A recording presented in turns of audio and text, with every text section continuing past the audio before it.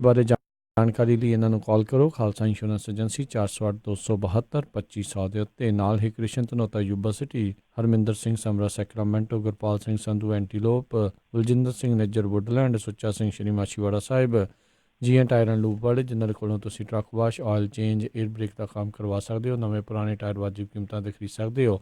ਸੈਂਟਨੈਲਾ Mandela ਦੇ ਵਿੱਚ location ਨੇ। ਕਾਲ ਕਰੋ ਨਿਮਾ ਸਹੋਤਾ 209 270 0113।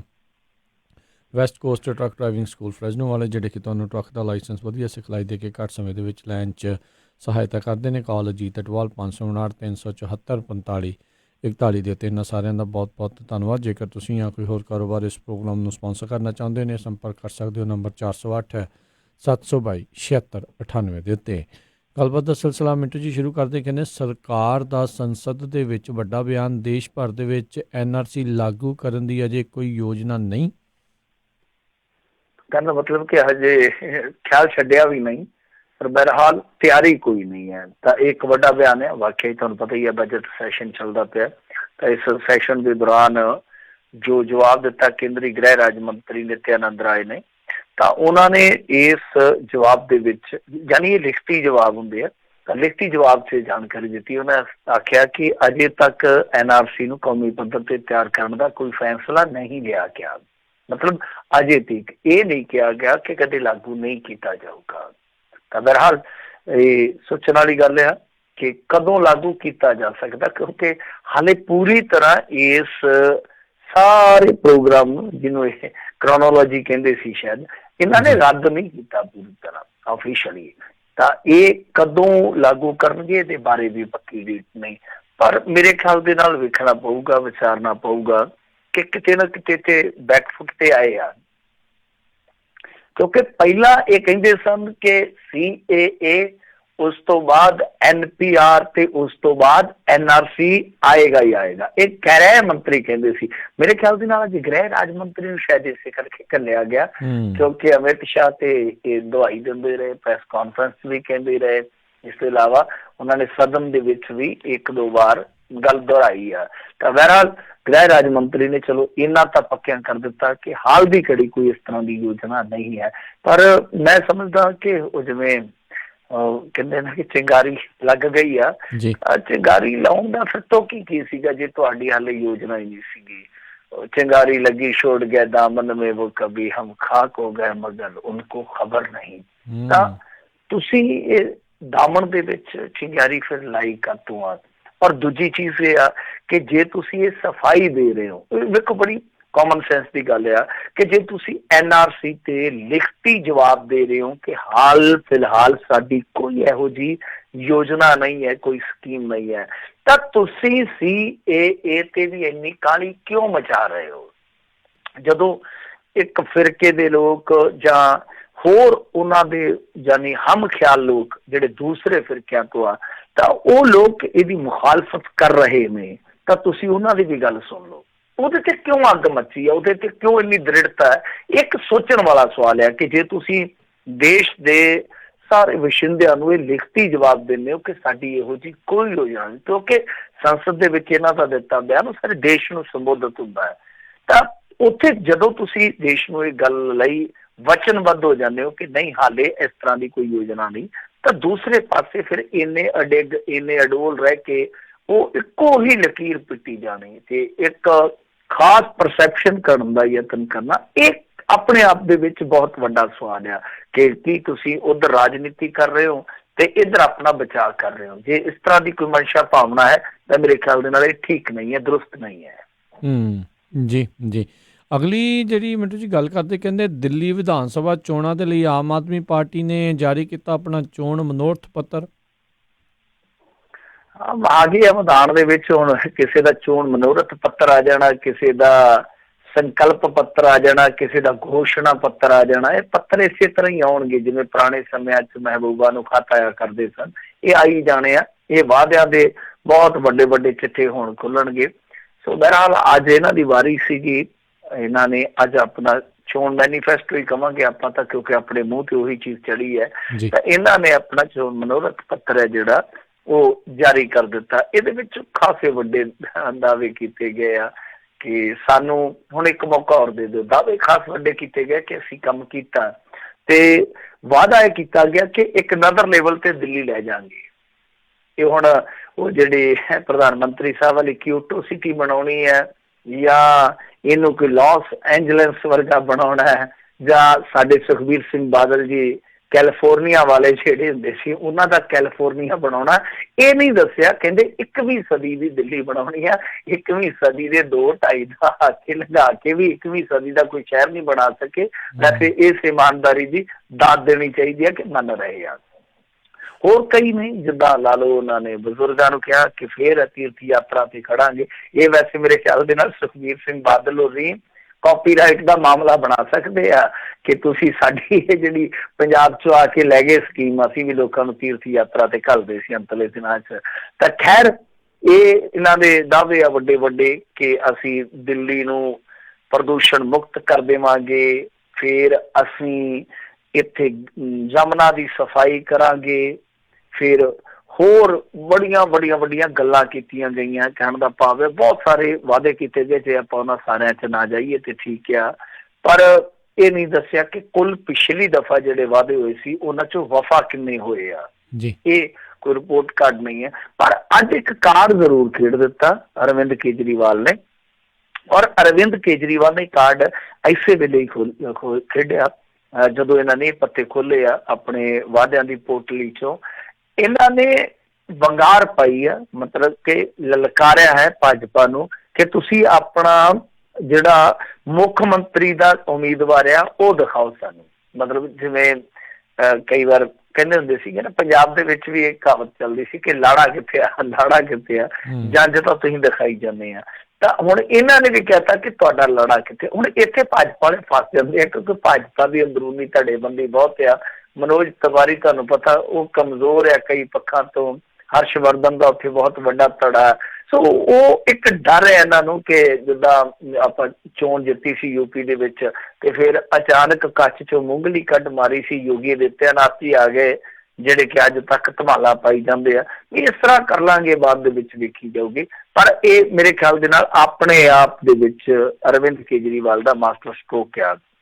ਹੁਣ ਜਿਹੜੇ ਵਾਅਦੇ ਆ ਭਾਈ ਇਹ ਤਾਂ ਦਿੱਲੀ ਵਾਲੇ ਵੇਖਣਗੇ ਉਹਨਾਂ ਨੂੰ ਇਹ ਪ੍ਰਵਾਨ ਹੈ ਜਾਂ ਨਹੀਂ। ਜਿਹੜੇ ਦਾਅਵੇ ਇਹਨਾਂ ਦੇ ਕਿ ਅਸੀਂ ਕੀਤਾ ਜੀ, ਸਕੂਲਾਂ ਦੇ ਵਿੱਚ ਬਹੁਤ ਅੱਛਾ ਕੰਮ ਕੀਤਾ, ਅਸੀਂ ਸਿੱਖਿਆ ਤੋਂ ਇਲਾਵਾ ਸਿਹਤ ਮਹਿਕਮੇ ਦਾ ਬਹੁਤ ਸੁਧਾਰ ਕੀਤਾ, ਇਹ ਸਾਰੀਆਂ ਚੀਜ਼ਾਂ ਜਿਹੜੀਆਂ ਦਿੱਲੀ ਵਾਲੇ ਪ੍ਰਵਾਨ ਕਰਨਗੇ।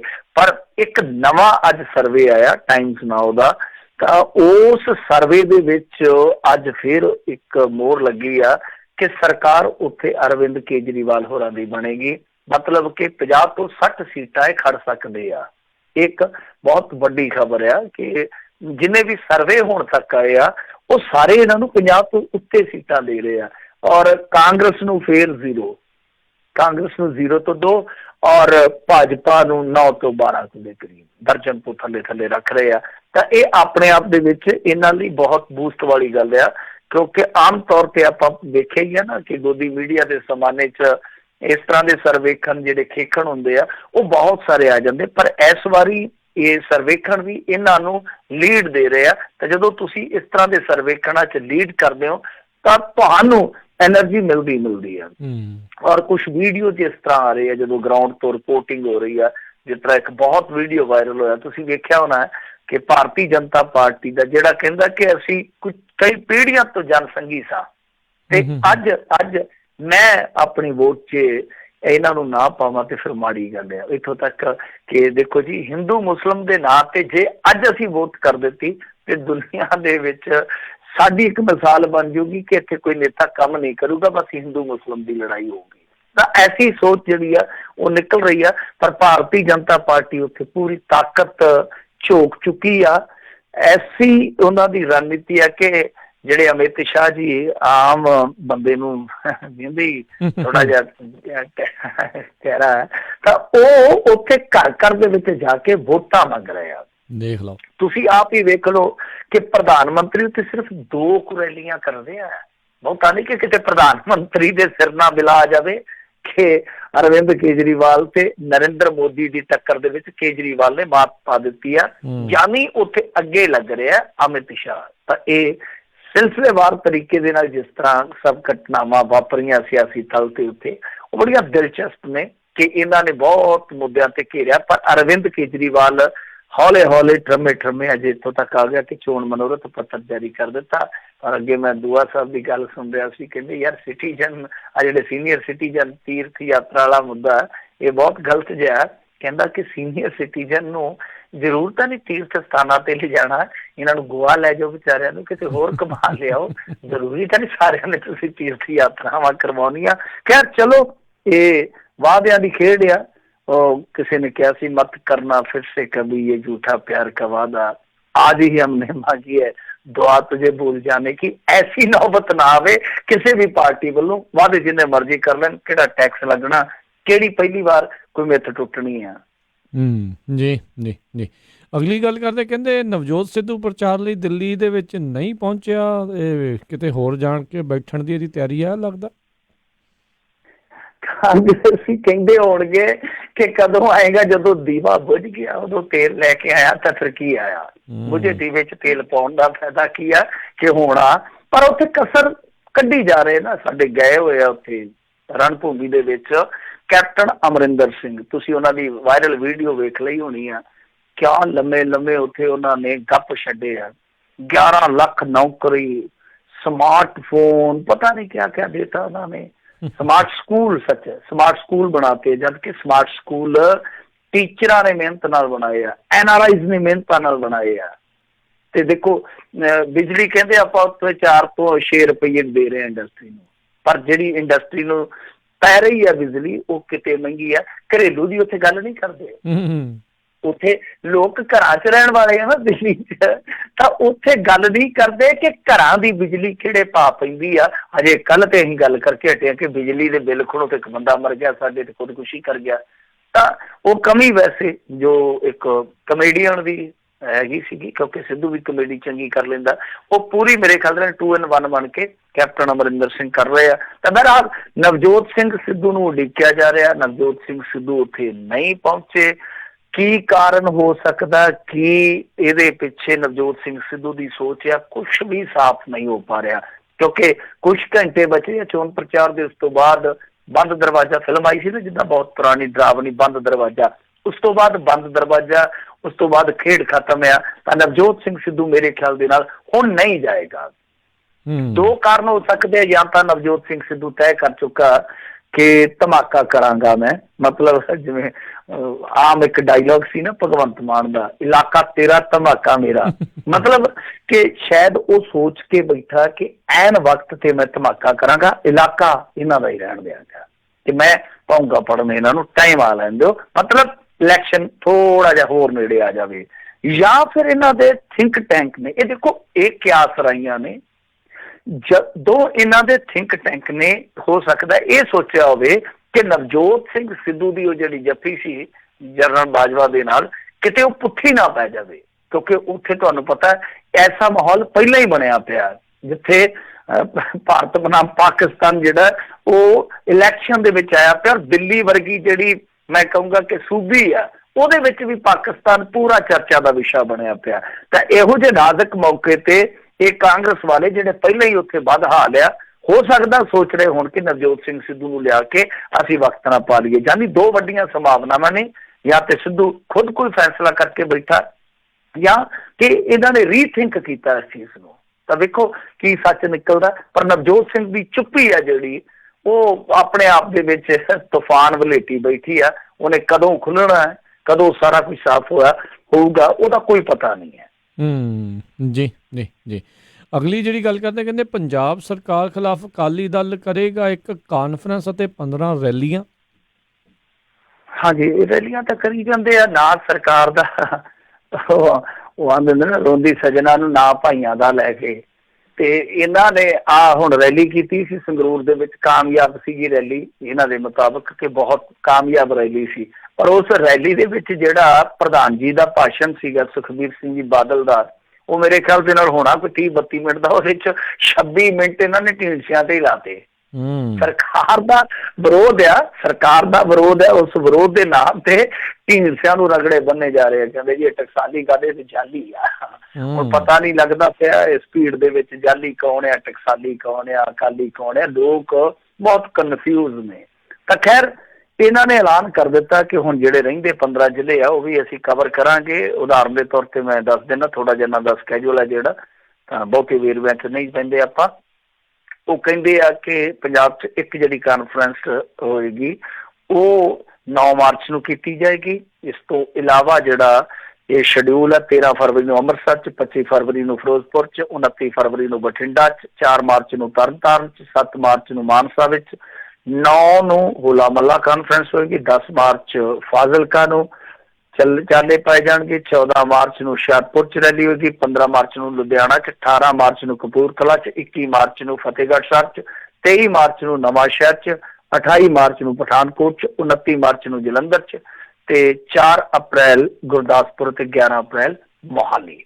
ਸੋ ਇਹ ਇਹਨਾਂ ਦਾ ਸ਼ਡਿਊਲ ਹੈ। ਹੋ ਸਕਦਾ ਪ੍ਰੋਗਰਾਮ ਕੋਈ ਗਾਂ ਬਦਲਿਆ ਵੀ ਜਾਵੇ ਕਿਉਂਕਿ ਤੁਹਾਨੂੰ ਪਤਾ ਹੀ ਹੈ ਰਾਜਨੀਤੀ 'ਚ ਸੱਚਾਈ ਹੋਣਾ ਬਹੁਤ ਘੱਟ ਹੁੰਦਾ ਹੈ। ਖੈਰ ਹੁਣ ਇਹ ਕੀ ਕਰਦੇ ਆ ਕੀ ਨਹੀਂ ਕਰਦੇ ਬਈ ਇਹ ਤੇ ਇਹੀ ਜਾਣਨ। ਅਕਾਲੀਆਂ ਦੀ ਰਾਜਨੀਤੀ ਜਿਹੜੀ ਆ ਉਹ ਸਮਝਣੀ ਸੌਖੀ ਗੱਲ ਨਹੀਂ ਹੈ। ਪਰ ਇੱਕ ਚੀਜ਼ ਜਿਹੜੀ ਅੱਜ ਬੜੀ ਦਿਲਚਸਪ ਵਾਪਰੀ ਆ ਉਹ ਇਹ ਆ ਕਿ ਸੁਖਦੇਵ ਸਿੰਘ ਢੀਂਡਸਾ ਵੀ ਖੁੱਲੇ ਤੌਰ ਤੇ ਮੈਦਾਨ 'ਚ ਆ ਗਏ ਆ। ਉਹਨਾਂ ਨੇ ਆਖਿਆ ਕਿ ਅਸੀਂ ਭਾਜਪਾ ਦੇ ਨਾਲ ਗੱਠਜੋੜ ਕਰ ਸਕਦੇ ਹਾਂ। ਮਤਲਬ ਆਗਾਮੀ ਚੋਣਾਂ ਦੇ ਵਿੱਚ ਅਗਲੀਆਂ ਜਿਹੜੀਆਂ ਚੋਣਾਂ ਆ ਰਹੀਆਂ ਅਸੀਂ ਭਾਜਪਾ ਦੇ ਨਾਲ ਜਾ ਸਕਦੇ ਹਾਂ। ਇਹ ਇੱਕ ਬਹੁਤ ਵੱਡੀ ਸਟੇਟਮੈਂਟ ਹੈ। ਹੁਣ ਤੱਕ ਢੀਂਡਸਾ ਸਾਹਿਬ ਇਹ ਸਟੇਟਮੈਂਟ ਦੇਣ ਤੋਂ ਬਚਦੇ ਆਏ ਆ।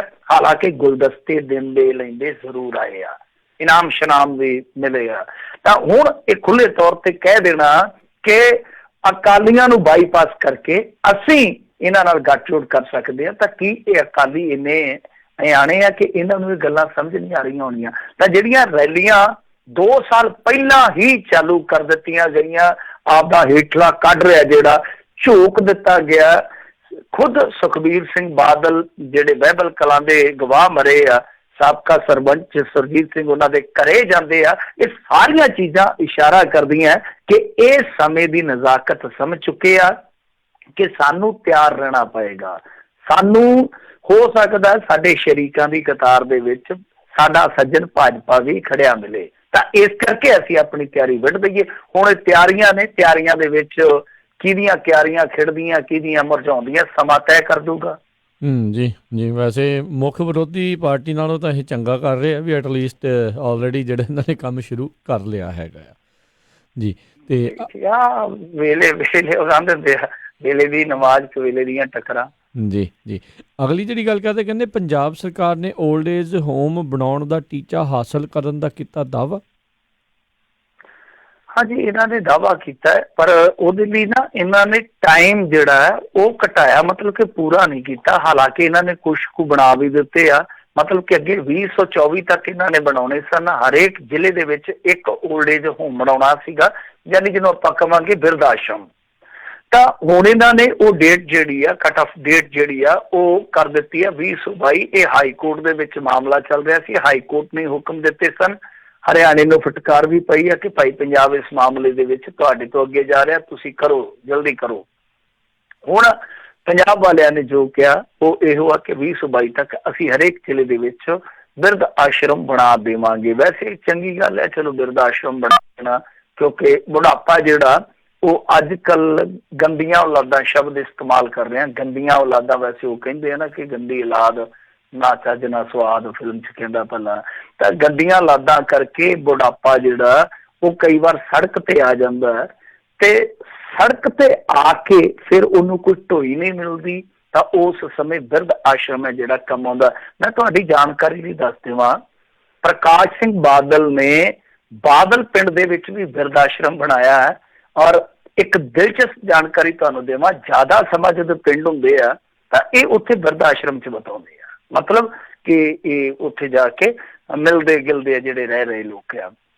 ਤਾਂ ਉਹ ਜਿਹੜਾ ਬਿਰਧ ਆਸ਼ਰਮ ਹੈ ਬਹੁਤ ਵੱਡਾ ਬਿਰਧ ਆਸ਼ਰਮ ਹੈ, ਬਹੁਤ ਸੁਚੱਜੀ ਉੱਥੇ ਸੇਵਾ ਦਿੱਤੀ ਜਾਂਦੀ ਹੈ। ਪਰ ਜਦੋਂ ਤੁਸੀਂ ਅੰਦਰ ਵੜਦੇ ਹੋ ਬਿਲਡਿੰਗ ਵੀ ਵਧੀਆ, ਆਲੀਸ਼ਾਨ ਕਮਰੇ, ਕਿਉਂਕਿ ਮੈਂ ਉੱਥੇ ਸਟੋਰੀ ਕਵਰ ਕਰਨ ਗਿਆ ਸੀ ਇੱਕ ਦਫਾ। ਅਖਬਾਰ ਵਾਸਤੇ। ਪਰ ਜਦੋਂ ਤੁਸੀਂ ਅੰਦਰ ਜਾਂਦੇ ਹੋ ਨਾ, ਬਜ਼ੁਰਗਾਂ ਦੇ ਕੋਲ ਬਹਿੰਦੇ ਹੋ, ਬਸ ਉਹ ਫਿਰ ਜਿਹੜੀਆਂ ਪੱਥਰ ਦੀਆਂ ਬਿਲਡਿੰਗਾਂ ਨੇ, ਜਿਹੜੇ ਆਲੀਸ਼ਾਨ ਕਮਰੇ ਆ ਨਾ, ਉਹ ਵੀ ਡੁਸਕਣ ਲੱਗ ਪੈਂਦੇ ਆ। ਇੰਨੀਆਂ ਦਰਦਨਾਕ ਕਹਾਣੀਆਂ, ਕੋਈ ਰਿਟਾਇਰਡ ਕਰਮਚਾਰੀ ਹੁੰਦਾ, ਕੋਈ ਚੰਗਾ ਜ਼ਿਮੀਂਦਾਰ ਹੁੰਦਾ, ਕੋਈ ਔਲਾਦ ਖੋ ਚੁੱਕਾ ਹੁੰਦਾ, ਤਾਂ ਇੰਨੀਆਂ ਦਰਦਮੰਦਾਂ ਦੀਆਂ ਉਹ ਆਹੀਂ ਹੁੰਦੀਆਂ ਨਾ ਕਿ ਸੁਣ ਕੇ ਕਾਲਜਾ ਫਟ ਜਾਂਦਾ। ਮੇਰੇ ਖਿਆਲ ਦੇ ਨਾਲ ਇਹ ਸਾਡੇ ਲਈ ਕੋਈ ਤਰੱਕੀ ਦਾ ਸਬੱਬ ਨਹੀਂ ਹੈਗਾ ਕਿ ਅਸੀਂ ਜ਼ਿਲ੍ਹਾ ਪੱਧਰ ਤੇ ਬਿਰਧ ਆਸ਼ਰਮ ਬਣਾ ਰਹੇ ਹਾਂ। ਸਾਡੇ ਲਈ ਤੇ ਇਹ ਡੁੱਬ ਕੇ ਮਰਨ ਵਾਲੀ ਗੱਲ ਆ। ਜੀ ਜੀ, ਅਗਲੀ ਜਿਹੜੀ ਮਿੰਟੂ ਜੀ ਆਪਾਂ ਗੱਲ ਕਰਦੇ ਹਾਂ ਵੀ ਪੰਜਾਬ ਦੇ ਕਈ ਵਿਧਾਇਕਾਂ ਨੇ ਜਮ੍ਹਾਂ ਨਹੀਂ ਕੀਤੀ ਜਾਇਦਾਦ ਦੀ ਰਿਟਰਨ। ਦੇਖੋ, ਇਹਨਾਂ ਨੇ ਇੱਕ ਐਕਟ ਬਣਾਇਆ ਸੀਗਾ ਜਿਹਦੇ ਵਿੱਚ ਇਹਨਾਂ ਨੇ ਪਿਛਲੇ ਸਾਲ ਪੱਕੀ ਤਰੀਕ ਮਿੱਥ ਦਿੱਤੀ ਸੀਗੀ ਕਿ 1 ਜਨਵਰੀ ਤੀਕ ਇਹ ਸਾਰੇ ਜਿਹੜੇ ਵਿਧਾਇਕ ਆ ਇਹ ਆਪੋ ਆਪਣੀ ਜਾਇਦਾਦ ਦੀ ਰਿਟਰਨ ਦਾਖਲ ਕਰਨਗੇ। ਉਹਦਾ ਇੱਕ ਮਤਲਬ ਕਿ ਲੌਜਿਕ ਇਹੋ ਆ ਕਿ ਪਿਛਲੇ ਸਾਲ ਕਿੰਨੀ ਜਾਇਦਾਦ ਕਿਸੇ ਦੀ ਸੀ ਤਾਂ ਇਸ ਸਾਲ ਕਿੰਨੀ ਜਾਇਦਾਦ ਆ, ਉਹਦਾ ਫਰਕ ਜਿਹੜਾ ਉਹ ਨਜ਼ਰ ਆਉਂਦਾ ਰਵੇ ਕਿ ਕੋਈ ਕਿੰਨੀ ਸੰਪत्ति ਤੋਂ ਕਿੰਨੀ ਸੰਪत्ति ਤੱਕ ਪਹੁੰਚ ਗਿਆ, ਪ੍ਰਾਪਰਟੀ ਤੱਕ ਪਹੁੰਚ ਗਿਆ ਵਾ। ਤੇ 31 ਜਨਵਰੀ ਬੀਤ ਗਈ ਆ। ਬਹਰਹਾਲ ਇਸ 31 ਜਨਵਰੀ ਤੀਕ ਤਕਰੀਬਨ ਇਹਨਾਂ ਦੇ ਜੇ ਦੇਖੀਏ ਤਾਂ 50 ਇਹੋ ਜਿਹੇ ਵਿਧਾਇਕ ਆ, 117 ਚੋਂ 50 ਵਿਧਾਇਕ ਇਹੋ ਜਿਹੇ ਜਿਨ੍ਹਾਂ ਨੇ ਆਪਣੀ ਉਹ ਰਿਟਰਨ ਜਿਹੜੀ ਆ ਫਾਈਲ ਨਹੀਂ ਕੀਤੀ। ਔਰ ਦਿਲਚਸਪ ਗੱਲ ਆ ਕਿ ਇਹਨਾਂ 50 ਚੋਂ ਮੇਰੇ ਖਿਆਲ ਦੇ ਨਾਲ ਇਕੱਲੇ ਜਿਹੜੇ ਆਪਾਂ ਦੇਖੀਏ ਕਾਂਗਰਸ ਦੇ ਹੀ 40-45 ਹੈ, 44 ਦੇ ਕਰੀਬ ਮੇਰੇ ਖਿਆਲ ਦੇ ਨਾਲ ਇਹਨਾਂ ਦੇ ਆ। ਤਾਂ 50 ਵਿਧਾਇਕ ਜਿਹੜੇ ਉਹ ਚੁੱਪ ਵੱਟ ਕੇ ਚੱਲ ਰਹੇ ਆ। ਆਮ ਆਦਮੀ ਪਾਰਟੀ ਦੇ ਵੀ ਕੁਝ ਵਿਧਾਇਕ ਹੈਗੇ ਆ, ਇਹਦੇ 'ਚ ਅਕਾਲੀ ਦਲ ਦੇ ਵੀ ਹੈਗੇ ਆ, ਇਹਦੇ 'ਚ ਜੇ ਦੇਖੀਏ ਭਾਜਪਾ ਦਾ ਕੋਈ ਨਹੀਂ ਹੈ, ਲੋਕ ਇਨਸਾਫ ਪਾਰਟੀ ਦਾ ਕੋਈ ਨਹੀਂ। ਮਤਲਬ ਕਿ ਜਿਹੜੀਆਂ 3 ਵੱਡੀਆਂ ਪਾਰਟੀਆਂ ਨੇ ਜੋ ਮੈਂਬਰਾਂ ਦੀ ਤਾਦਾਦ ਰੱਖਦੀਆਂ, ਤਾਂ ਉਹਨਾਂ ਦੇ ਬਹੁਤੇ ਮੈਂਬਰ ਹੈ ਜਿਹੜੇ ਉਹ ਹਾਲੇ ਤੱਕ ਅਸੈਂਬਲੀ ਨੂੰ ਆਪਣੀ ਰਿਟਰਨ ਫਾਈਲ ਨਹੀਂ ਕਰ ਰਹੇ। ਮਤਲਬ 7 ਅਕਾਲੀ ਦਲ ਦੇ ਜੇ ਲਾ ਲਓ ਤਾਂ ਆਮ ਆਦਮੀ ਪਾਰਟੀ ਦੇ ਵੀ ਆ ਮੇਰੇ ਖਿਆਲ ਦੇ ਨਾਲ 4-5, ਉਹਨਾਂ ਨੇ ਵੀ ਰਿਟਰਨ ਜਿਹੜੀ ਆ ਫਾਈਲ ਨਹੀਂ ਕੀਤੀ। ਤੇ ਕਾਂਗਰਸ ਦੇ ਤਾਂ ਦੱਸਦੇ ਆ ਕਿ ਅੱਧੇ ਤੋਂ ਥੋੜੇ ਜਿਹੇ ਘੱਟ ਇਹੋ ਜਿਹੇ ਮੈਂਬਰ ਹੈ ਜਿਨ੍ਹਾਂ ਨੇ ਰਿਟਰਨ ਫਾਈਲ ਹੀ ਨਹੀਂ ਕੀਤੀ। ਹੁਣ ਦੇਖੋ ਗੱਲ ਕੀ ਆ ਕਿ ਇਹ ਜਨਤਾ ਦੇ ਸੇਵਕ ਆ। ਵੈਸੇ ਜਨਤਾ ਸਾਡੀ ਜਿਹੜੀ ਆ ਉਹ ਮੰਨ ਹੀ ਨਹੀਂ ਰਹੀ ਕਿ ਇਹ ਸੇਵਕ ਆ। ਜਨਤਾ ਤੇ ਆਪ ਇਹਨਾਂ ਦੇ ਹੱਥ ਜੋੜ ਕੇ ਗਾੜੀ ਖੜ ਜਾਂਦੀ ਆ ਕਿ ਅਸੀਂ ਤੁਹਾਡੇ ਸੇਵਕ ਆ, ਕੀ ਕੀਤਾ ਜਾਵੇ। ਇਹ ਮਾਨਸਿਕਤਾ ਪਤਾ ਨਹੀਂ ਕਦੋਂ ਬਦਲੂਗੀ, ਕਦੋਂ ਇਹ ਸੋਚ ਦੇ ਵਿੱਚ ਇਨਕਲਾਬ ਆਊਗਾ ਕਿ ਇਹ ਤੁਹਾਡੇ ਸੇਵਕ ਨੇ, ਤੁਹਾਡੇ ਚੌਕੀਦਾਰ ਨੇ, ਤੁਹਾਡੇ ਕਾਮੇ ਨੇ, ਤੁਹਾਡੇ ਨੁਮਾਇੰਦੇ ਨੇ, ਤੁਹਾਡੇ ਮਾਈ ਬਾਪ ਨਹੀਂ ਹੈ। ਤਾਂ ਦੂਜੀ ਚੀਜ਼ ਜਿਹੜੀ ਹੈ ਇਸ ਮਾਮਲੇ ਦੇ ਵਿੱਚ ਕਿ ਦੇਖੋ ਇਸੇ ਸਰਕਾਰ ਨੇ ਕਾਨੂੰਨ ਬਣਾਇਆ ਔਰ ਇਹ ਆਪਾਂ ਇਸੇ ਕਰਕੇ ਭੇਜਦੇ ਹਾਂ ਨਾ ਅਸੈਂਬਲੀ ਦੇ ਵਿੱਚ ਕਿ ਸਾਡੇ ਲਈ ਵਧੀਆ ਕਾਨੂੰਨ ਬਣਾਏ ਜਾਣ, ਨੀਤੀਆਂ ਬਣਾਈਆਂ ਜਾਣ, ਰੋਡ ਮੈਪ ਬਣਾਏ ਜਾਣ। ਹੋਰ ਅਸੀਂ ਇਹਨਾਂ ਨੂੰ ਉੱਥੇ ਚਿਬੜਾਂ ਦੀ ਚਟਨੀ ਕੁੱਟਣ ਵਾਸਤੇ ਥੋੜੀ ਨਾ ਕਰਦੇ ਹਾਂ। ਤਾਂ ਹੁਣ ਇਹ ਆਪਦੇ ਬਣਾਏ ਕਾਨੂੰਨ ਨੂੰ ਇਸ ਤਰ੍ਹਾਂ ਜੁੱਤੀ ਦੀ ਨੋਕ ਤੇ ਰੱਖ ਲੈਣ ਤੇ ਕੋਈ ਅਸੈਂਬਲੀ ਇਹਨਾਂ ਦਾ ਵਾਲ ਨਾ ਵਿੰਗਾ ਕਰ ਸਕੇ, ਇਹ ਤੇ ਬੜੀ ਸ਼ਰਮਨਾਕ ਗੱਲ ਹੈ ਡੈਮੋਕ੍ਰੇਸੀ ਵਾਸਤੇ। ਵੈਸੇ ਅੰਗਰੇਜ਼ੀ ਦਾ ਮੈਂ ਇੰਨਾ ਗਿਆਤਾ ਨਹੀਂ, ਉਹ ਆਂਦੇ ਹੁੰਦੇ ਨਾ ਲਾ ਮੇਕਰਸ ਆਰ ਬਿਗ ਲਾ ਬ੍ਰੇਕਰਸ, ਏਦਾਂ ਹੀ ਬੋਲਦੇ ਆ। ਇਸਐਮਆਰ ਤੁਸੀਂ ਆਪਦੇ ਕੋਲੋਂ ਕਰ ਲਿਓ, ਠੀਕ ਜੇ ਗਲਤ ਬੋਲ ਗਿਆ। ਤਾਂ ਕਹਿਣ ਦਾ ਭਾਵ ਇਹ ਆ ਕਿ ਇਹਨਾਂ ਨੂੰ ਸ਼ਰਮ ਆਉਣੀ ਚਾਹੀਦੀ ਆ ਕਿ ਆਪਦੇ ਬਣਾਏ ਕਾਨੂੰਨ ਆਪਦੇ ਆਪ ਤੇ ਲਾਗੂ ਨਹੀਂ ਕਰ ਰਹੇ। ਦੂਜੀ ਚੀਜ਼ ਕਿ ਜਿਨ੍ਹਾਂ ਨੇ ਰਿਟਰਨ ਫਾਈਲ ਕਰ ਵੀ ਦਿੱਤੀ ਆ ਉਹਨਾਂ ਦੀ ਰਿਟਰਨ ਜਿਹੜੀ ਆ ਉਹ ਜਨਤਕ ਨਹੀਂ ਕੀਤੀ ਜਾਊਗੀ। ਹੁਣ ਦੇਖੋ ਇੱਥੇ ਵੀ ਇੱਕ ਪੇਚ ਆ ਕਿ ਜੇ ਆਮ ਬੰਦਾ ਟੈਕਸ ਪੇਅਰ ਹੈ, ਉਹਦੇ ਟੈਕਸ ਪੇਅਰ ਦੇ ਪੈਸੇ ਜਿਹੜੇ ਆ ਉਹ ਇਹਨਾਂ ਦੀ ਐਸ਼ ਪ੍ਰਸਤੀ ਵਾਸਤੇ ਜਾਂਦੇ ਆ, ਸਹੂਲਤ ਵਾਸਤੇ ਜਾਂਦੇ ਆ, ਜਾਂ ਇਹਨਾਂ ਦੇ ਟਾਈਮ ਪਾਸ ਵਾਸਤੇ ਜਾਂਦੇ ਆ, ਤਾਂ ਕੀ ਉਹਨੂੰ ਹੱਕ ਨਹੀਂ ਹੈ ਕਿ ਉਹ ਜਾਣ ਸਕੇ ਕਿ ਮੇਰਾ ਨੁਮਾਇੰਦਾ ਕੱਲ ਕਿੰਨੀ ਪ੍ਰਾਪਰਟੀ ਦਾ ਮਾਲਕ ਸੀ, 1 ਸਾਲ ਬਾਅਦ ਕਿੰਨੀ ਪ੍ਰਾਪਰਟੀ ਦਾ ਮਾਲਕ ਆ। ਔਰ ਇਹ ਉਹੀ ਸਰਕਾਰ ਆ ਕਾਂਗਰਸ ਦੀ ਜਿਸ ਸਰਕਾਰ ਦੇ ਬੰਦੇ ਜਾਂ ਜਿਸ ਪਾਰਟੀ ਦੇ ਬਹੁਤ ਉੱਚ ਕੋਟੀ ਦੇ ਲੀਡਰ ਕਹਿੰਦੇ ਆ ਕਿ ਤੁਹਾਨੂੰ ਅਸੀਂ RTI ਦਾ ਕਾਨੂੰਨ ਦਿੱਤਾ। ਮਤਲਬ ਇੱਕ ਪਾਸੇ ਤੁਸੀਂ ਰਾਈਟ ਟੂ ਇਨਫੋਰਮੇਸ਼ਨ ਦਾ ਐਕਟ ਬਣਾਇਆ, ਕਾਨੂੰਨ ਦਿੱਤਾ, ਹੱਕ ਦਿੱਤਾ ਲੋਕਾਂ ਨੂੰ ਕਿ ਜਾਣ ਸਕੋ ਤੁਹਾਡੇ ਜਿਹੜੇ ਵੀ ਟੈਕਸ ਪੇਅਰ ਦੇ ਪੈਸੇ ਤੇ ਪਲਦੇ ਆ, ਐਸ਼ ਕਰਦੇ ਆ, ਟਾਈਮ ਪਾਸ ਕਰਦੇ ਆ, ਸੇਵਾਵਾਂ ਲੈਂਦੇ ਆ, ਸਹੂਲਤਾਂ ਲੈਂਦੇ ਆ, ਤਨਖਾਹ ਲੈਂਦੇ ਆ, ਭੱਤੇ ਲੈਂਦੇ ਆ, ਪੈਨਸ਼ਨਾਂ ਲੈਂਦੇ ਆ, ਤੁਸੀਂ ਜਾਣ ਸਕੋ ਕਿ ਉਹ ਕੀ ਕਰ ਰਹੇ ਆ।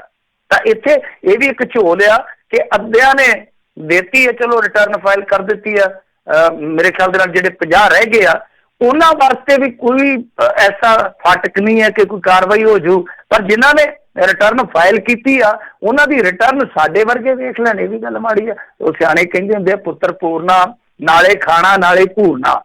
ਗੱਲ ਇਹ ਆ ਕਿ ਤੁਸੀਂ ਸਾਡੇ ਤੋਂ ਖਾ ਰਹੇ ਹੋ, ਸਾਨੂੰ ਘੂਰ ਰਹੇ ਹੋ, ਸਾਡੇ ਤੋਂ ਛੁਪਾ ਰਹੇ ਹੋ, ਬੜੀ ਲੱਜਾ ਵਾਲੀ ਗੱਲ ਆ। ਜੀ ਜੀ, ਅਗਲੀ ਜਿਹੜੀ ਗੱਲ ਕਰਦੇ ਆ ਮਿੰਟੂ ਜੀ, ਕਹਿੰਦੇ ਸਕੂਲ ਵਿੱਚ ਵਿਦਿਆਰਥੀਆਂ ਨਾਲ ਕੁੱਟਮਾਰ ਸੰਬੰਧੀ ਸਿੱਖਿਆ ਅਫਸਰ ਨੇ ਅਧਿਆਪਕਾਂ ਨੂੰ ਦਿੱਤੀ ਹੈ ਜਿਹੜੀ ਸਖਤ ਹਦਾਇਤ। ਮੇਰਾ ਮੰਨਣਾ ਜੇ ਇਸ ਤਰ੍ਹਾਂ ਦੇ ਕਾਨੂੰਨ ਕਾਨੂੰਨ ਅਧਿਕਾਰਾਂ ਅਧਿਕੂਰਾਂ ਦਾ ਪਹਿਲਾਂ ਕਿਤੇ 15-20 ਸਾਲ 25 ਸਾਲ ਪਤਾ ਹੁੰਦਾ ਨਾ ਤੇ ਅੱਧਿਓਂ ਜ਼ਿਆਦਾ ਟੀਚਰ ਮੇਰੇ ਖਿਆਲ ਦੇ ਨਾਲ ਅੰਦਰ ਮਿਲਿਆ ਕਰਦੇ ਸੀ ਤੁਹਾਨੂੰ ਜੇਲ੍ਹ 'ਚ, ਤੇ ਉੱਥੋਂ ਹੀ ਲੋਕਾਂ ਨੇ ਸਬਕ ਲੈ ਕੇ ਆਇਆ ਕਰਨਾ ਸੀ, ਮਾਸਟਰ ਜੀ ਕਿਹੜੇ ਪ੍ਰਸ਼ਨ ਨੂੰ ਯਾਦ ਕਰੀਏ, ਆਹ ਹਾਲ ਹੋ ਜਾਣਾ ਸੀ। ਕਿਉਂਕਿ ਉਦੋਂ ਤੇ ਤੁਹਾਨੂੰ ਪਤਾ ਇੰਜਨ ਬੜਾ ਕਰਦੇ ਸੀ, ਇਹ ਬਹੁਤ ਸਰਵਿਸ ਕਰਦੇ ਸੀਗੇ ਵਿਦਿਆਰਥੀਆਂ ਦੀ ਮਾਸਟਰ, ਪਰ ਉਦੋਂ ਇੱਕ ਰਿਸ਼ਤਾ ਵੀ ਬਹੁਤ ਮੋਹ ਵਾਲਾ ਸੀ। ਇਹ ਪਤਾ ਨਹੀਂ ਕੀ ਗੱਲ ਆ ਕਿ ਉਦੋਂ ਮਾਸਟਰ ਕੁੱਟਦੇ ਸਨ ਜ਼ਿਆਦਾ, ਡੰਡੇ ਵੀ ਚੱਲਦੇ ਸੀ, ਠੁੱਡੇ ਵੀ ਚੱਲਦੇ ਸੀ, ਸਭ ਕੁਝ ਚੱਲਦਾ ਸੀ, ਪਰ ਮੋਹ ਮੁਹੱਬਤ ਬਹੁਤ ਸੀ। ਮਾਸਟਰ ਨੇ ਕਹਿ ਦੇਣਾ ਲਿਆ ਲੱਸੀ ਤੇ ਜਨਤਾ ਭੱਜੀ ਜਾਂਦੀ ਸੀ। ਖੈਰ ਉਹ ਰਿਸ਼ਤਾ ਥੋੜਾ ਤਿੜਕਿਆ, ਮਗਰ ਕਿਉਂਕਿ ਹੁਣ ਸਮਾਂ ਬਦਲ ਗਿਆ, ਅਧਿਕਾਰਾਂ ਪ੍ਰਤੀ ਲੋਕੀ ਜ਼ਿਆਦਾ ਚੇਤਨ ਨੇ, ਵੈਸੇ ਵੀ ਜਿਹੜੇ ਬਾਲ ਅਧਿਕਾਰ ਆ ਉਹਨਾਂ ਨੂੰ ਵੀ ਮਨੁੱਖੀ ਅਧਿਕਾਰਾਂ ਵਾਂਗੂ ਬਹੁਤ ਤਵੱਜੋ ਦਿੱਤੀ ਜਾਂਦੀ ਹੈ। ਤਾਂ ਆਪਾਂ ਇਹਨਾਂ ਚੀਜ਼ਾਂ ਤੇ ਕਿੰਤੂ ਨਹੀਂ ਕਰ ਸਕਦੇ, ਕਿਉਂਕਿ ਆਪਣੇ ਬੱਚੇ ਨੂੰ ਜੇ ਸਕੂਲ 'ਚ ਕੋਈ ਹੱਥ ਲਾਵੇ ਫਿਰ ਅਸੀਂ ਵੀ ਤੜਫਾਂਗੇ ਕਿ ਨਹੀਂ ਤੂੰ ਸਾਡੇ ਬੱਚੇ ਨੂੰ ਕਿਉਂ ਮਾਰਿਆ। ਤਾਂ ਸਮਾਂ ਬਦਲ ਗਿਆ। ਤਾਂ ਬਹਰਹਾਲ ਹੁਣ ਇਹਨਾਂ ਨੇ ਇੱਕ ਪੱਤਰ ਜਾਰੀ ਕੀਤਾ ਜਿਹਦੇ 'ਚ ਫਿਰ ਇਹਨਾਂ ਨੇ ਬੱਚਿਆਂ ਦੇ ਨਾਲ ਜਿਹੜੀ ਇਹਨਾਂ ਦੀ ਹੈਗੀ ਹੈ ਨਿਮਰਤਾ ਵਾਲੀ ਭਾਵਨਾ, ਉਹਨਾਂ ਨੇ ਕਿਹਾ ਕਿ ਉਹ ਕਾਇਮ ਰੱਖੀ ਜਾਵੇ, ਵਤੀਰਾ ਜਿਹੜਾ ਤੁਹਾਡਾ ਮੋਹ ਭਰਿਆ ਹੋਵੇ।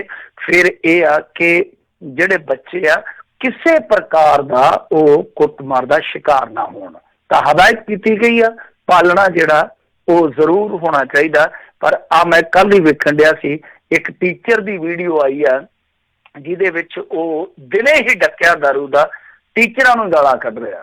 ਸੋ ਇਹੋ ਜਿਹੇ ਜਿਹੜੇ ਟੀਚਰਸ ਨੇ ਉਹਨਾਂ ਨੂੰ ਇਹਨਾਂ ਚਿੱਠੀਆਂ ਤੋਂ ਕੋਈ ਸਬਕ ਮਿਲੂਗਾ, ਕੋਈ ਉਹਨਾਂ ਨੂੰ ਡਰ ਪਊਗਾ, ਇਹ ਬਹੁਤ ਵੱਡਾ ਸਵਾਲ ਹੈ। ਸੋ ਟੀਚਰਾਂ ਦੇ ਕਿਰਦਾਰ ਬਹੁਤ ਜ਼ਰੂਰੀ ਹੈ। ਜੇ ਉਹਨਾਂ ਦੇ ਕਿਰਦਾਰ ਰਹਿਣਗੇ, ਉਹਨਾਂ ਦੇ ਵਿਹਾਰ ਵਧੀਆ ਰਹਿਣਗੇ ਤਾਂ ਫੇਰ ਹੀ ਭਵਿੱਖ ਸੰਭਰੇਗਾ। ਪਰ ਇਹ ਜਿਹੜਾ ਰਿਸ਼ਤੇ ਦੀ ਮੈਂ ਕਹੂੰਗਾ ਕਿ ਤਰੇੜ ਵਾਲਾ ਕੰਮ ਹੈ ਨਾ, ਇਹ ਕੱਟਣਾ ਚਾਹੀਦਾ, ਇਹ ਜ਼ਰੂਰ ਕੱਟਣਾ ਚਾਹੀਦਾ। ਗੁਰੂ ਚੇਲੇ ਦਾ ਜਿਹੜਾ ਰਿਸ਼ਤਾ ਹੈ ਨਾ, ਇਹ ਬਹੁਤ ਜ਼ਿਆਦਾ ਟਿਕਿਆ ਪਿਆ ਅੱਜ ਦੇ ਦੌਰ 'ਚ। ਜੀ ਜੀ ਜੀ, ਅਗਲੀ ਜਿਹੜੀ ਗੱਲ ਕਰੀਏ, ਕਹਿੰਦੇ ਭਾਰਤ ਦੀ ਅੰਡਰ 19 ਟੀਮ ਨੇ ਪਾਕਿਸਤਾਨ ਨੂੰ 10 ਵਿਕਟਾਂ ਦੇ ਨਾਲ ਸੈਮੀਫਾਈਨਲ 'ਚ ਹਰਾਇਆ ਹੈ। ਨਹੀਂ ਦੇਖੋ, ਸਾਰਿਆਂ ਨੂੰ ਵਧਾਈ ਮਿਲਣੀ ਚਾਹੀਦੀ ਆ ਜਿਹੜੇ ਵੀ ਕ੍ਰਿਕਟ ਦੇ ਖਾਸ ਸ਼ੌਕੀਨ ਆ। ਚਲੋ ਕਈ ਤੇ ਲੋਕ ਕ੍ਰਿਕਟ ਨੂੰ ਨਾ ਥੋੜੀ ਜਿਹੀ ਉਹ ਕਰਦੇ ਆ, ਤਲਖੀ ਨਾਲ ਕਰਦੇ ਆ। ਤਾਂ ਬਹਰਹਾਲ ਇਹ ਬਹੁਤ ਵੱਡੀ ਖਬਰ ਆ ਕਿ ਭਾਰਤ ਦੀ ਕ੍ਰਿਕਟ ਟੀਮ ਜਿਹੜੀ 19 ਸਾਲ ਤੋਂ ਥੱਲੇ ਵਾਲੀ ਆ, ਉਹ ਚਲੇ ਗਈ ਹੈ ਸੰਸਾਰ ਕੱਪ ਦੇ ਫਾਈਨਲ ਦੇ ਵਿੱਚ। ਤੇ ਮੈਚ ਮੇਰੇ ਖਿਆਲ ਦੇ ਨਾਲ ਜਿਹੜਾ ਹੋਇਆ, ਮੈਂ ਤੇ ਨਹੀਂ ਵੇਖ ਸਕਿਆ, ਪਰ ਦੱਸਦੇ ਬੜਾ ਇੱਕ ਤਰਫਾ ਮੈਚ ਹੋਇਆ। 10 ਵਿਕਟਾਂ ਨਾਲ ਹੀ ਇਹਨਾਂ ਨੇ ਹਰਾ ਦਿੱਤਾ। ਜਿਹੜਾ ਓਪਨਰ ਮੁੰਡਾ ਸੀਗਾ ਜੈਸਵਾਲ, ਉਹਨੇ ਸੈਂਚਰੀ ਮਾਰੀ ਆ। ਤਾਂ ਇੱਕ ਬਹੁਤ ਵੱਡੀ ਜਿੱਤ ਹੈ। ਔਰ ਜਦੋਂ ਤੁਸੀਂ ਸੈਮੀ ਫਾਈਨਲ ਦੇ ਵਿੱਚ ਇਸ ਤਰ੍ਹਾਂ ਦੀ ਜਿੱਤ ਹਾਸਲ ਕਰਦੇ ਹੋ, ਇੱਕ ਤਰਫਾ ਜਿੱਤ, ਤਾਂ ਜਿਹੜੀ ਫਾਈਨਲ ਦੀ ਜੰਗ ਹੁੰਦੀ ਹੈ ਨਾ, ਉਹਦੇ 'ਚ ਇੱਕ ਜਿਹੜਾ ਸਾਈਕੋਲੋਜੀਕਲ ਦਬਾਅ ਹੁੰਦਾ ਉਹ ਹਟ ਜਾਂਦਾ। ਦੂਸਰੇ ਪਾਸੇ ਜਿਹੜਾ ਤੁਹਾਡਾ ਵਿਰੋਧੀ ਹੁੰਦਾ ਉਹ ਦਬਾਅ ਉਹਦੇ ਤੇ ਚਲ ਜਾਂਦਾ ਆਟੋਮੈਟਿਕਲੀ। ਤਾਂ ਇੱਕ ਐਡਵਾਂਟੇਜ ਹੁੰਦਾ ਜੋ ਸੈਮੀ ਫਾਈਨਲ 'ਚ ਇੱਕ ਤਰਫਾ ਜਿੱਤ ਦਰਜ ਕਰਦਾ। ਤਾਂ ਖੈਰ ਆਸਟ੍ਰੇਲੀਆ ਵੀ ਮੇਰੇ ਖਿਆਲ ਦੇ ਨਾਲ ਹਾਰ ਚੁੱਕੀ ਆ ਤੇ ਟੀਮ ਜਿਹੜੀ ਤਕੜੀ ਆ ਹੁਣ ਫਾਈਨਲ ਦੀ ਦੌੜ ਵਾਸਤੇ ਉਹ ਨਿਊਜ਼ੀਲੈਂਡ ਹੈ ਜਾਂ ਹੋਰ 1-2 ਟੀਮਾਂ ਰਹਿ ਗਈਆਂ ਮੈਦਾਨ 'ਚ, ਜਿੱਦਾਂ ਲਾ ਲਓ ਬੰਗਲਾਦੇਸ਼ ਆ। ਤਾਂ ਇਹਨਾਂ 'ਚੋਂ ਕੋਈ ਟੀਮ ਜਿਹੜੀ ਨਿੱਤਰ ਕੇ ਆਊਗੀ ਉਹਦੇ ਨਾਲ ਮੁਕਾਬਲਾ ਹੋਊਗਾ। ਉਸ ਮੁਕਾਬਲੇ ਦੇ ਵਿੱਚ ਕੀ ਇਹ ਮੁੰਡੇ ਜਿਹੜੇ ਆ ਬੜੇ ਜਸ਼ੀਲੇ ਮੁੰਡੇ ਆ, ਇਹ ਜਿੱਤ ਹਾਸਲ ਕਰਦੇ ਆ ਜਾਂ ਨਹੀਂ, ਇਹ ਇੱਕ ਬਹੁਤ ਵੱਡਾ ਸਵਾਲ ਰਹੇਗਾ। ਔਰ ਦੂਜੀ ਗੱਲ ਇਹ ਆ ਕਿ ਇਹ ਲਗਾਤਾਰ ਤੀਸਰੀ ਮਰਤਬਾ ਫਾਈਨਲ 'ਚ ਪਹੁੰਚੇ ਆ। ਜੀ ਜੀ ਜੀ, ਚਲੋ ਜੀ, ਇਹਨਾਂ ਮੁੰਡਿਆਂ ਨੂੰ ਵਧਾਈਆਂ। ਸੋ ਇਹੀ ਜਿਹੜੇ ਆ ਆਉਣ ਵਾਲੀ ਟੀਮ ਦੇ ਭਵਿੱਖ ਦੇ ਵਿੱਚ ਜਿਹੜੇ ਉੱਥੇ ਆ ਸਕਦੇ ਨੇ। ਅਤੇ ਬਹੁਤ ਬਹੁਤ ਮਿੰਟੂ ਜੀ ਤੁਹਾਡਾ ਵੀ ਧੰਨਵਾਦ, ਤੁਸੀਂ ਸਾਡੇ ਨਾਲ ਜਿਹੜੇ ਇਹਨਾਂ ਖਬਰਾਂ ਬਾਰੇ ਤੁਸੀਂ ਜਾਣਕਾਰੀਆਂ ਦਿੱਤੀਆਂ। ਅਗਲੀ ਵਾਰ ਤੱਕ ਲਈ ਬੜੀ ਮਿਹਰਬਾਨੀ। ਪਿਆਰ ਭਰੀ ਸਤਿ ਸ਼੍ਰੀ ਅਕਾਲ ਜੀ। ਸਤਿ ਸ਼੍ਰੀ ਅਕਾਲ। ਅਤੇ ਸਰੋਤੇ ਉੱਥੇ ਸਾਡਾ ਅੱਜ ਦਾ ਪ੍ਰੋਗਰਾਮ ਸਮਾਪਤ ਹੈ। ਮਿਲਦੇ ਹਾਂ ਅਗਲੀ ਵਾਰ, ਤੱਕ ਲਈ ਮੇਰੇ ਵੱਲੋਂ ਵੀ ਪਿਆਰ ਭਰੀ ਨਿੱਘੀ ਸਤਿ ਸ਼੍ਰੀ ਅਕਾਲ। ਜਿੰਦੇ ਵਾਸਤੇ ਰਹੋ, ਹੱਸਦੇ ਖੇਲਦੇ ਰਹੋ, ਸੁਣਦੇ ਰਹੋ ਪੰਜਾਬੀ ਰੇਡੀਓ USA।